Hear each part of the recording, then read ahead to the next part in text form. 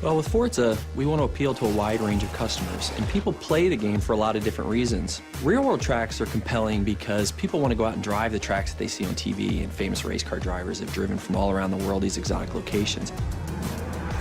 Hockenheim in particular was a great opportunity for us to get a track in Germany and have some balance across Europe. Hockenheim's a great track. It's been in DTM, it's been in lots of great sports car racing as well as other types of racing around the world. It's a really old track. It's a very high-speed track. So it had a lot of great components for us.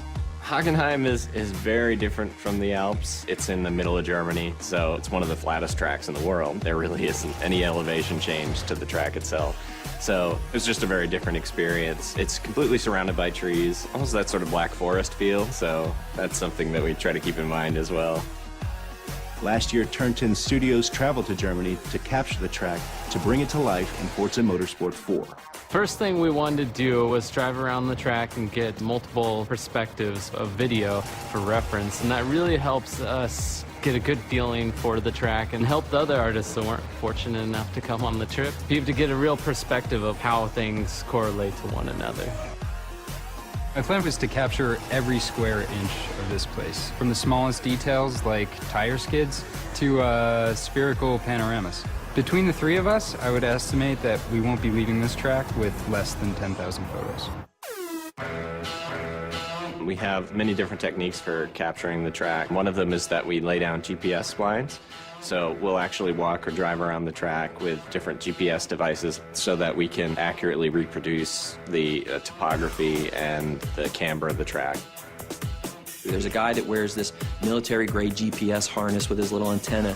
It's sub-centimeter accurate on the horizontal and it's sub-foot accurate on the vertical, and he walks the edges of the tracks. The poor guy that has this has to walk the inner and outer loops of this circuit and then get the outer barrier so that we get the exact information of where the ribbon goes, where the curbing is, where the walls are, all the structures. Everything is inch perfect where this stuff exists, all the camber angles in the corners. Generally, the process for creating a track tends to be the same for all tracks. There'll be slight differences between real-world and fictional tracks. But the first thing we say is, what is the feel for this track? What are we trying to impart to the player? When it comes to real-world tracks, we want to make them as accurate as possible. Hockenheim in particular, that comes down to the Mercedes grandstand. There's a grandstand there that's shaped like a giant C, and it dominates the entire track. It's almost like a monument to the area itself. So we put a lot of detail into it. When you do look at it, it just has this sense of presence. When we feel this is really solid, we move on to the next stage, which is your refine phase, and we start doing our textures. So basically, everything is there and to a level that we would consider shippable, but may not have that extra level of sparkle that we want it to. And then we take it into the polish phase, which is where all the love comes in. We get in and we model all the little details, where we try and say, okay, at this point, we know a lot of people are going to hit this corner, so we're actually going to scuff this corner up a little bit so that it's got a little bit of that character to it.